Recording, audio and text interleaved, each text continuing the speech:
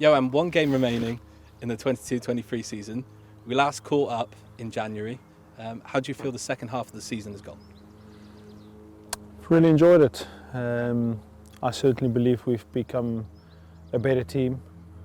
We spoke about being tough to beat, and specifically the last few weekends, that's not only been tough to beat, that's going into results. I'd say we had some big moments in games. The Glasgow away was satisfying, though disappointing that we didn't beat them on that Friday evening in Glasgow. The one that really hurt was the Sale game. Being up last scrum of the game, we get penalised, and we concede after being behind by a lot, but coming back and fighting back, and we gradually got better through the season. The bit that cost us at the start of this block was the yellow cards. I think back to the Leicester game, started really well, conceded 2 yellow cards and conceded 3 tries, and playing away to the champions, you don't want to play catch up. And the Northampton one was an interesting game. We actually played some pretty good rugby, but we conceded some soft tries. There was 3 points in it at half time, and we conceded that yellow card. They scored a maul try, and look, Northampton are going to score tries, and we gave ourselves too much. And I think the satisfying thing was we stuck to process. We said that we're not going to vary from our plan through the season. Yes, there's small improvements or small changes that we wanted to make, but the block has been really, really good, and a long way to go, but a massive improvement since the 11th of July. Yeah, a massive improvement, as you say, and improvements to make. One of the progress points has been the record run of try bonus points, of course, and that's really encouraging. Are there any other parts of our game that you've been really encouraged by, and what specifics are we looking to improve on as we move into year 2? Look, I believe in an all-round pressure game. The Premiership is so unique. You start off in good weather, then the weather turns, take you back to the Newcastle game on the 31st of December, and then you get the weather that we had against Quins at Twickenham. So you need an all-round game. Our set piece at the start of the season, wasn't good enough. I think our scrum the last few weeks has been phenomenal, specifically with injury staying away, consistency in selection. I felt our maul has been a big weapon the whole season. Last season, what I identified coming in was we didn't score maul tries, and we conceded multiple maul tries, and we've got a positive balance in terms of scoring maul tries, and I believe we're just behind Gloucester in terms of that stat. So the set piece has gone really well. I think we've applied pressure with our kicking game. If you look at the Exeter game, some of the tries that we scored, some of the penalty advantages that we had. I take Joe Cognacina's try against Gloucester, dominant scrum, go for the 50-22, get the bounce the ball and score a try. And then from our defence, we've scored some fascinating turnover tries. And then specifically looking at the Quins game at Twickenham, with that last play, the line that Ollie ran, and the way that Max finished it, we've become better in all parts of our game. I think one of the things that you don't speak that often about is the breakdown, and I think some of our poachers have really made a big difference. I take you back to when I started. I said that we've got to be competitive both sides of the ball, and having someone like Chris Kluter, Sam Underhill, that 25 minutes he had against Gloucester, and then some of the players that's really had good seasons: Miles Reid, Josh Bayliss, Ollie Lawrence in the wide channel, and again the extra game, someone like Joe Cognacina getting a turnover. So our defence have given us some good reward, and then we've become better in our attack and in our phase play. I think we've become really difficult to stop 5 yards from the opposition try line.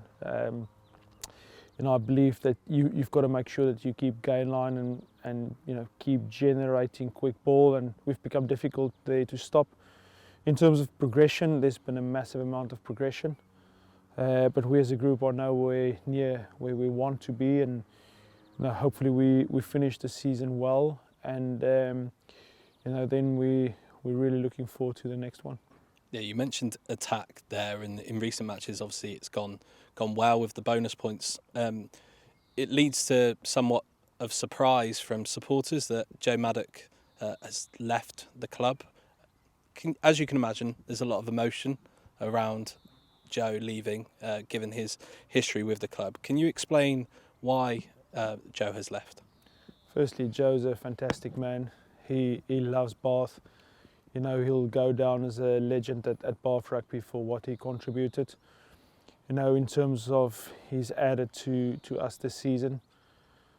But as I said at the start, I see every year as a train journey. This train started on the 11th of July, and it'll make a stop, and some amazing people will get off the train, and some new people will get on the train. And that's professional sport. In terms of Joe and I, the utmost respect for him, and great club man.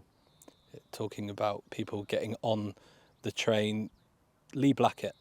What do we like about Lee Blackett? What is it that as Lee as a person and as a coach is right for Bath Rugby? I think you always look at the person first. Utmost respect for him. Coached against him when I was at Munster and now at Bath. A family man. And then the difference that he makes to players. If you look at the players that he's coached before, he's made a real difference, not only in their rugby careers but in their lives. And in terms of the way that he coaches and what I believe we need for this team going forward, he's got to play a big part in that. When I speak about rugby IQ, it's the ability to identify the strengths in your players and making that better. Understanding where we are as a group and what we need to improve on and how we can pressurize the opposition, and you always get the other side of the ball. And that's where the fascinating battle between attack, defence and kicking game comes in, and really looking forward to work with him, and he will certainly bring something different for us in year 2. Another person to bring something different, Richard Blaze, appointed as an assistant coach as well. Great track record with Leicester Wasps and more recently Loughborough. What is it about Richard that you like, and is it that confrontational element to sides that he's coached gone by that you really like? I came across Blasey more than a decade ago when we were still very young coaches. Not that one of us are very old at this stage, but followed his career, stayed in touch with him. That Leicester forward pack was certainly, in your words, confrontational. Hard edge around them, but clinical. And then if you've followed his journey across all the national teams, and then what he did at Wasps and the line out that they had, the mould that they had, and some of the things that they've done with their forward play is something that I did, and I believe he'll make a difference in terms of our forward pack. As I've said before, we are by no means close to where we want to be, and this is the people's business, and you get good people and then they add their rugby nous, and he certainly has that in the line out. The decision to bring him in sees Luke Charteris move into an academy role. What is it about Luke that is successful and great to keep part of this club? Firstly, Luke played at Bath Rugby, and he went straight into coaching. He absolutely loved this place. He's put his heart and soul into Bath Rugby, and Luke will develop as a coach, and I see a future for him in our pathway in our academy, and he also wants to improve as a coach, and that's something that we'd like to do. He's part of Bath Rugby, and in terms of the younger players, it's very important across our pathway that we look after the pathway, and he'll play a big role next year in that bit. A lot of change that we've talked about there, and it coincides with 17 players being announced as leaving so far from Bath Rugby.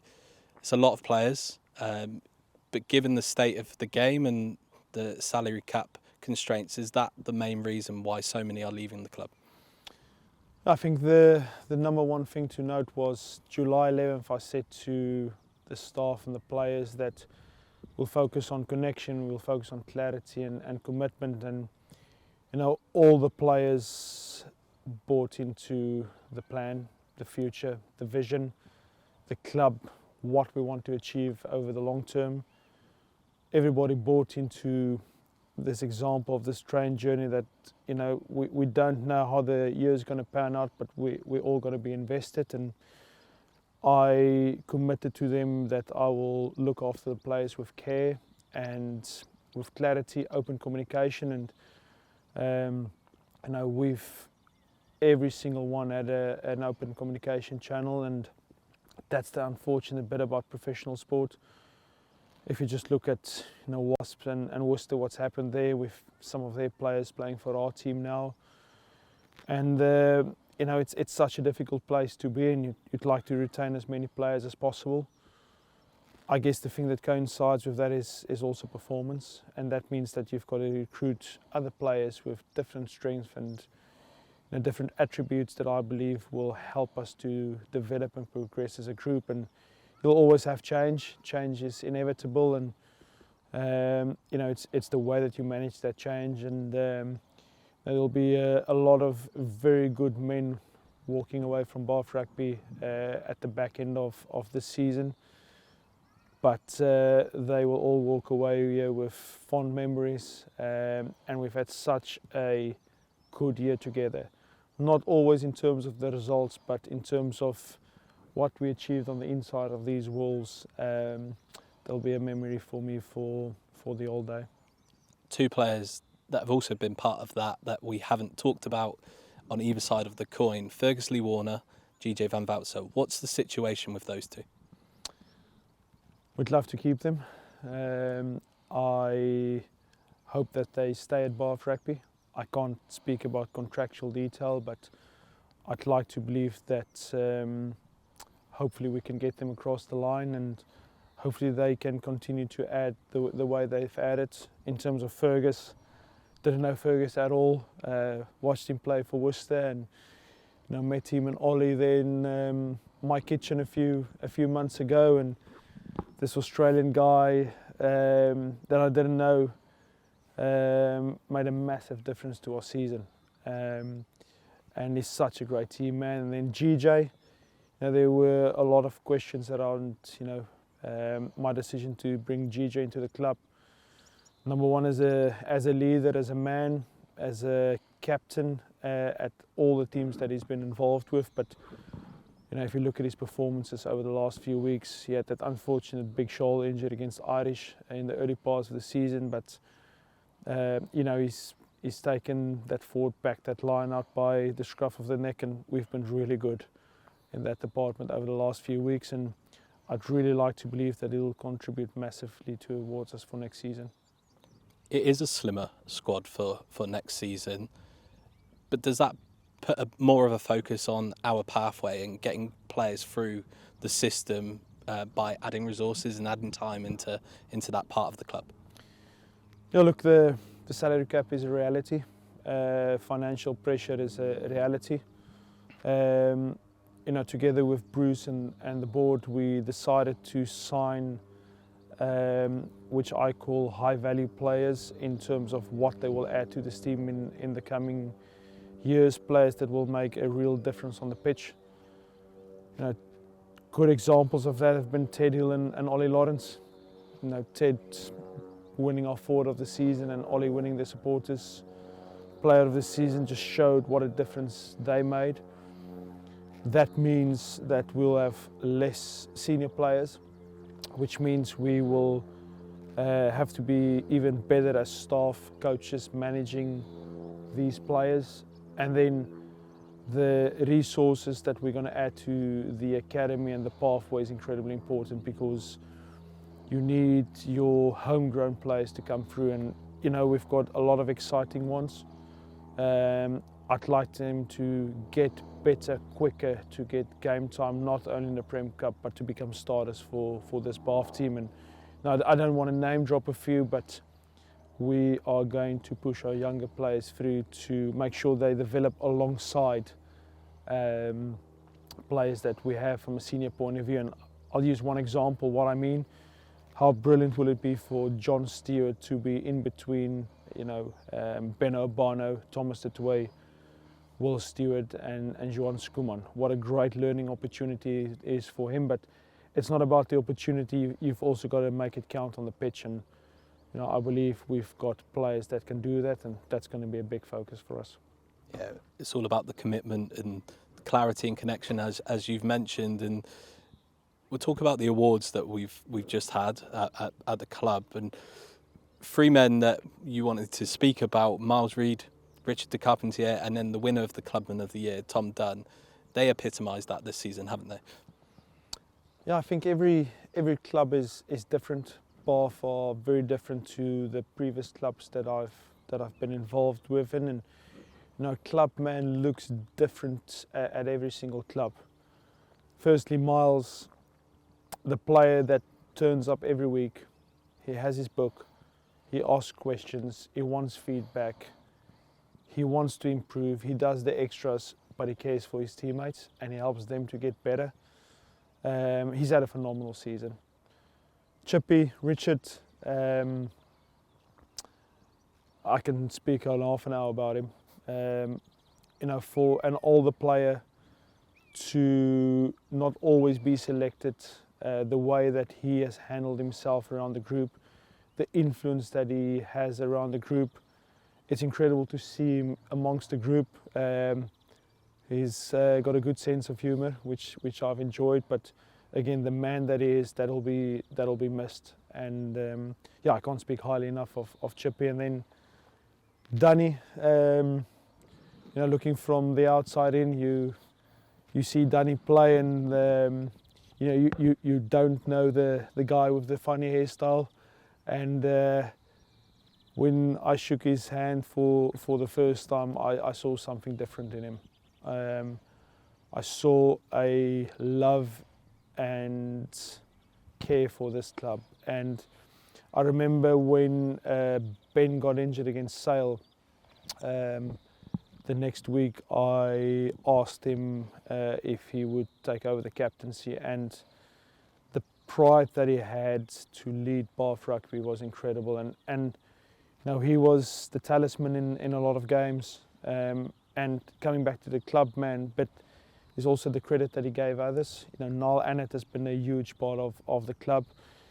And I remember the Leicester game at home when Niall started, and the support that he gave Niall, and you know, then him coming on, making that impact. I don't know if you remember the 22 that he charged down, and he literally changed the game on his own. And then coming back to those three things: connection, what a connection he has with the supporters. He seems to know everybody in Bath. Everybody loves him. He wants clarity. Where are we going? Where are we as a group going? And he's bought into it. He signed a new deal with us, which I'm so glad about, because you need people from Bath to lead Bath. And then that commitment bit. I've said it a few times. You've just got to look at his body. I think Danny, by his own admission, he'll never be the most gifted player, but what he gives in spades, you know, what he did when he went to England, you know, being close to the 23s, attitude when he came back, how highly he spoke about the England environment under Steve, and then straight back onto this training pitch, and then, you know, sometimes only getting back here on a Thursday afternoon, and then back into our team on a Saturday. Yeah, look, Danny is a deserved winner of the Clubman of the Year. It's players like Dunny, Ben Spencer, Josh McNally, GJ that have had real leadership to our group this season. How important is that going into a game against Saracens where we still have a lot to play for? Leadership is one of the most used words in any organisation, whether sport team or business. Leadership is incredibly important, and very proud of the way that the leadership team group have grown, and there's quite a few of them. I think a sign of progression is when your players take accountability, and when they take accountability with yourself. And the names that you've mentioned, they've taken accountability for the team, and we're all pulling in the same direction. We all want to get better. We want to get better every day. We all acknowledge when we haven't been good enough. And this season there's been a lot of ebbs and flows, but the leadership has been excellent, and again, high praise to the playing group. Yeah. Will progression be solidified by a top 8 finish this season, or is it about what we've experienced together this season and going into that second year? I'm going to be very consistent with my messaging. At the start, I never said that we need to finish at a certain point to make this season successful or not. You can look at every metric and stat this season. If you look at that, there's been improvement across all areas. Personally, would I love us to play in the Champions Cup next season? 100%. It's a competition that I absolutely love. From a club point of view, it'd be brilliant for us to be in the Champions Cup next season from where we were on the 11th of July. If it does not happen, then we move forward again. We are not chasing a Champions Cup spot on Saturday because we haven't changed any position from the day that I started here. What we have been chasing is connection, clarity and commitment, the hunger and willingness to get better. And whether it's a staff member, a coach, a player, everybody wants to get better every day, and that's the exciting bit about the future. So if we make it on Saturday, we're going to give it our very best shot. It'll be a nice cherry in the cake for the season. I'd like to believe that we as a group are in a very good place because of the rugby we've played over the last 5 weeks. Specifically the last 3 weeks, if you look at the Exeter game, that was a battle. That was a team that played in the Champions Cup semi-final. If you then look at our performance against Gloucester, the emotion of the players, the staff that were there last year. I wasn't there last year, but to go to a club that we lost 64-0 a year ago, we were down 17-0, and again, back to your question, we just stuck to process. We just went at the things that makes us good as a group, and we turned that around. And what a feeling for the group to see the joy on their faces after that victory, and then that weekend at Twickenham. The turn left. I've had this with the Springboks a few times. If you drive towards Twickenham, you turn left into the stadium with the stewards walking you in, and I didn't expect that many people, but then a sea of Quinn supporters and Bar supporters, and getting off that bus and experiencing Twickenham. A lot of players haven't played there at all, and what a game of rugby. All credit to Quins in terms of the way they performed and the show they as a club put on there. But the way we played, the way that we stuck to process, that we came through difficult moments. With 5 minutes to go, all of a sudden 3 points in it. We had 7 losing bonus points this year that we were in one score, one moment of winning the game. And Will Stewart, ice on his leg, coming on for Darcy that had to go off. We got that scrum, the backs executed, and we actually win that game by 10 points. That was a massive moment for us as a group. So, we're getting better. The best is definitely yet to come. And the best is yet to come with a fantastic supporter base, as you just mentioned. How much have you enjoyed getting to know them over the last year, and how much will it be nice to say thank you to them in a packed out Rec on Saturday? Look, six sellouts in a row now at the Rec. Where does that happen in the sporting world? I think there's very few clubs, provinces, teams that can say that. No, it was amazing to see, their support for us through the season. I think back to the Northampton game when I heard that "Come on, you Bath" for the first time, that noise across the rec, and the happiness I saw on people's faces. I remember Cam's try, the noise that went around. The Leicester one where Batty scored, the scenes that I saw across the rec straight off the winning of that game. And then if I can fast forward to the Twickenham game, I spoke about driving in with the bus, but a big moment was, two big moments for me about the supporters is I walked across the pitch to my family after the game, but seeing the staff at Bath Rugby and what it meant to them, because people that have been here for quite a few years have had some ups and downs, but seeing them so proud of their team, but so happy. And then the second moment is when we walked out of the change room to the bus. I think there might have been 500 or 600 Bath supporters there, and you can see that the belief is back. That number one, they've always backed their team. They love Bath. That's undeniable. But the belief is there from them that yes, we're getting better. Yes, we're building towards something. Going quietly about our business as a team, we know we've got their support, and specifically at the rec, incredible support, really. Can't speak highly enough of them. Johann, thank you for your time and all the best for Saturday's game. Thank you.